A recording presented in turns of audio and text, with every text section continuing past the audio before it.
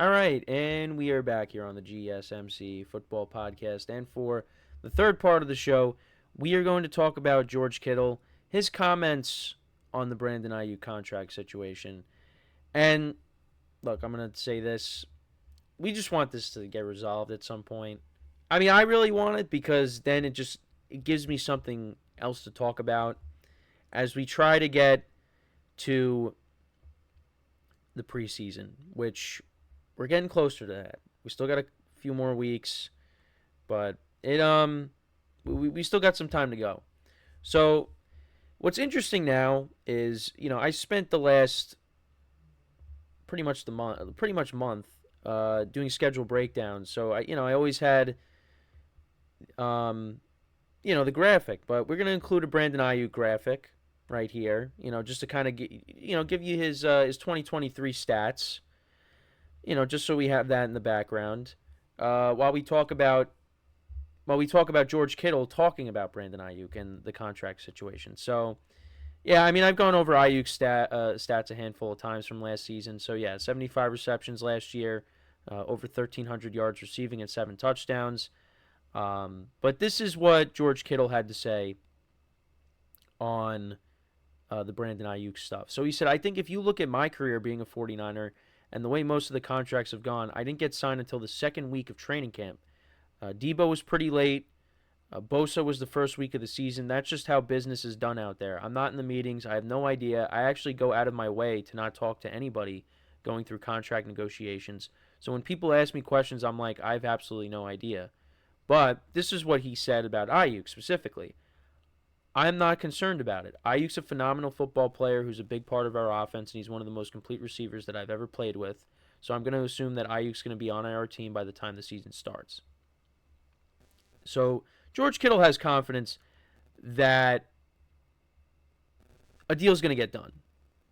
And I thought it was. I think it's interesting with what he said. About certain timelines. You had Debo Samuel. He got signed late.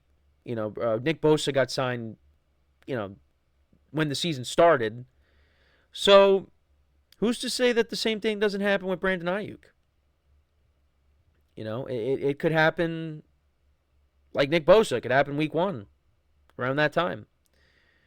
And you kind of you hope for that as a 49ers fan that this gets done. Because I losing Aiyuk, yeah, that's gonna hurt. And you got some young guys that you're gonna try to break in, Ricky Pearsall, and the other guy too that I keep forgetting about, and I bring up everybody else. Jawan Jennings, he got a new contract, and played well in the Super Bowl.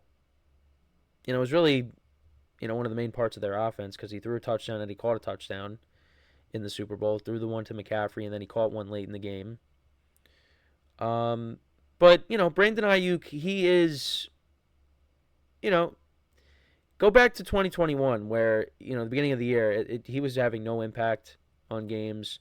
And then later in the season, he got out of Kyle Shanahan's doghouse and he started playing well. 2022 was solid. Last year, his best season. You don't want to lose him. And, the 49ers, they have one of the best rosters in the NFL. But the problem with that now is you got all these guys that you got to pay. And you're not going to be able to keep everybody. How many times do I say that?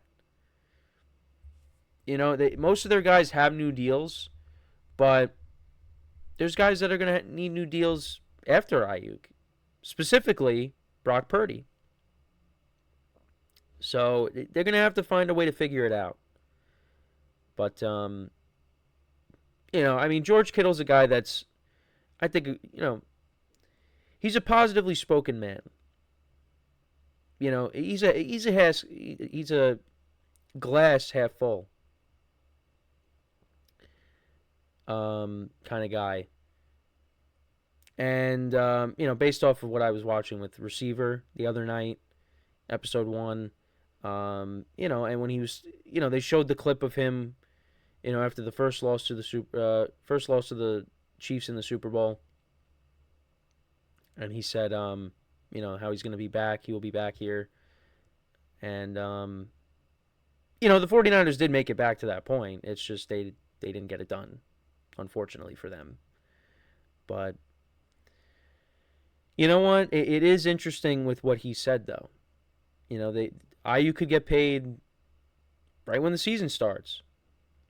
So, I mean, we're not going to know until something is official. Whether he's traded or, they end up getting a new deal done, it remains to be seen.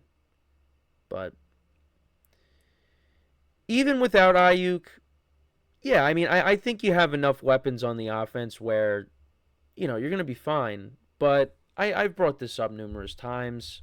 Last year when they had a couple of injuries, to Trent Williams and Deebo Samuel, the 49ers struggled. Brock Purdy struggled. That's what I worry about, is how is that going to affect Brock Purdy. Now, George Kittle's talked about Brock Purdy, and they think he looks great. And, if he could take his game to a new level, that would be, that only helps the 49ers. I mean, I don't know. I don't know how much better you can do.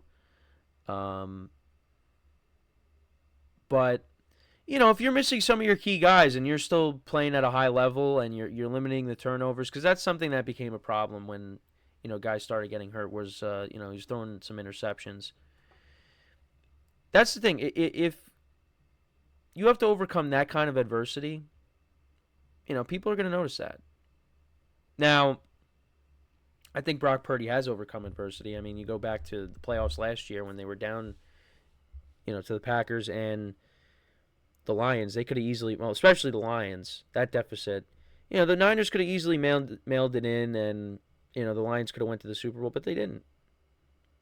They still kept playing, and some plays went their way, and the momentum changed, and they ended up back in the Super Bowl. But the Super Bowl, I get it. Christian McCaffrey was the focal point of that offense in the Super Bowl. But, Deebo Samuel, who I know got banged up in that game, George Kittle, Aiyuk, you got to get those guys more involved. They each had, right, Kittle had 2 catches, and Deebo got hurt. But yeah, Deebo and Aiyuk, they each had 3 catches. You got to get those guys more involved. But, I mean, that game is, we're long past that. And we're still waiting. And I really hope that eventually the two sides come to an agreement and we can move past this. But yeah, we still got a few guys that are, looking for new deals. You got him, you got CeeDee Lamb looking for a new deal. Something's got to happen at some point. But we just got to continue to play the waiting game. And the 49ers, they have their price. Aiyuk has his price. Now it's all about meeting somewhere in the middle. Can they do that? Or are the 49ers going to be forced to trade, one of their top receivers? And it's just, I'm tired of this back and forth. Aiyuk posting something on TikTok, talking to Jaden Daniels, they don't want me. Then he's watching Commanders film, and he's posting stuff on Instagram. It's just, I just, enough already. Let's get something done here. And he wants to stay with the 49ers. But, he wants to get paid. And you see that all over sports. Like, there are guys that want to stay with their team. But ultimately, some of them, most of them, want to do what's best for them and get the top dollar. Now, I don't think Aiyuk is going to become the highest paid receiver. The 49ers can't afford to do that. I mean, if he's looking for, money that Justin Jefferson got, the 49ers can't do that. Because they have all these guys already that they're paying. And like I said before, that's what comes with being having one of the best rosters in the NFL. Is you got all these great players, but you have all these great players, you got to pay all these great players, and some of them you might not be able to keep. Got to let some of them go. So I don't know. This is another thing that's going to continue to drag on. But any little thing that comes up, we'll talk about it. But it's just at this point, can we get to a resolution here? Whether it's he gets traded or they can agree on something, let's figure it out. But doesn't seem like we're going to get to a resolution anytime soon. So we just got to continue to play the waiting game. I know you guys are probably sick of it. I'm sick of it. We want to get to something. We want to get to a resolution here. But I think, for me, I'm against players holding out. I think after the Le'Veon Bell situation, well, you know what? I shouldn't say. Let me